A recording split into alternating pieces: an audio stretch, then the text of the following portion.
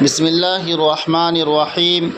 حضرت عبداللہ بن عمر رضی اللہ تعالی عنہ بیان کرتے ہیں، رسول اللہ صلی اللہ علیہ وسلم نے فرمایا، مجھے لوگوں سے قتال کرنے کا حکم دیا گیا ہے حتیٰ کہ وہ گواہی دیں کہ اللہ کے سوا کوئی معبود برحق نہیں، اور یہ کہ محمد صلی اللہ علیہ وسلم اللہ کے رسول ہیں، اور وہ نماز قائم کریں اور زکوٰۃ دیں۔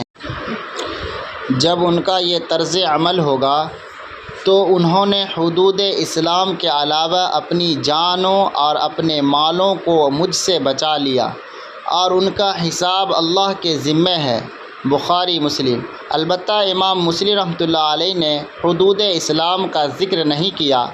متفق علیہ، رواہ البخاری و مسلم، مشکوٰۃ المصابیح، حدیث نمبر 12، کتاب الایمان۔